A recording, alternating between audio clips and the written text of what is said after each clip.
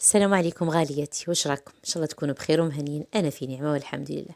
شوفوا واش عندي اليوم. عندي ديك القصعه تاع الطين، الله الله عليها، تاع امي ماتنا الحراير تاع بكري، معمره عيش ولا محمصه ولا بركوكس ولا كيما حبيتوا تسموها سموها، مع فتاية دجاج مع الكورجات. دوك تقولوا لي يا خا كيف الكورجات مع المحمصه؟ والله يا البنات تجربوها وما كنش رايحين تشبعوها، سورتو كي نديروا حاجه تاع عجين في الليل.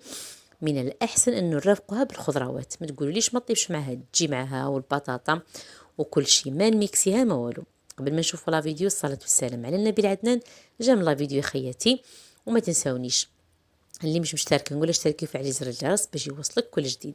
هنا واش عندنا حبه بصل كبيره، زوج حبات ولا ثلاثه كورجات، زوج حبيبات بطاطا، مغرفه تاع طوماطيش، الزيت، الملح، وحبه طوماطيش مكرفته.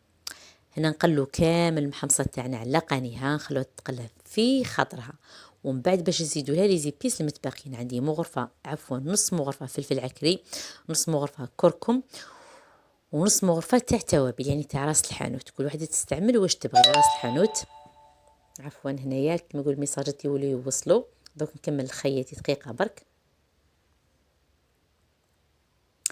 قلت لكم شوفوا هنا تقلوا كامل الماكله تاعكم مليح مليح. دائما نقول لكم قلوها وعطوا لها حقها في التقليه، ومن بعد مرقوها بالماء السخون. كي نمرقوها بالماء السخون راح تجينا بنينه.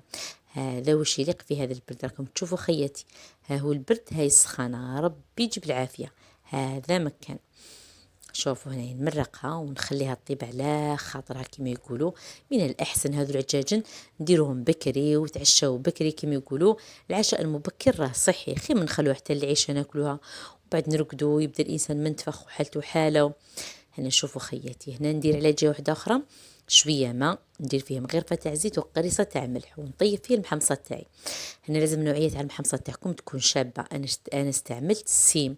هنا ما تطيبوش المحمصه تاعكم كامل، طيبوها كما يقولوا نص طياب ولا ربع تاع طياب فقط قد ما يدخلها. هنا باش يعني المحمصه تاعنا توجد في سع، نديروا هذه الطريقه هذه.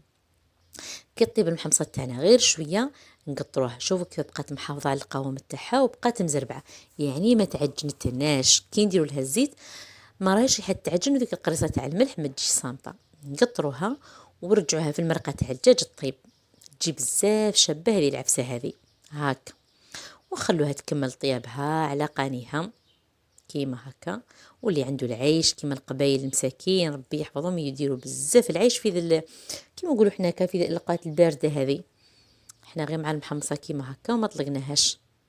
شوفوا خياتي نخلوها تطيب على خاطرها. شوفوا هنا بعد ما تطيب نزيد لها 3 فصوص ولا 4 تاع ثوم، واحده الوريقه تاع رند.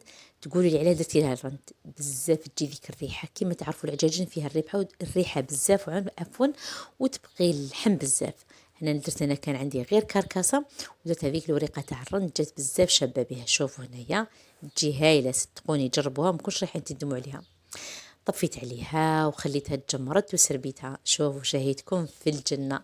جربوا هذا المحمصة مع الكورجات وخلوا لي تعليقاتكم، وما تنسونيش بالجام والبرطاج خياتي فضلا وليس أمرا، وتعليقكم الحلوة. نقول لكم تهلاو في روحتكم، وإلى فيديو آخر إن شاء الله. سلام.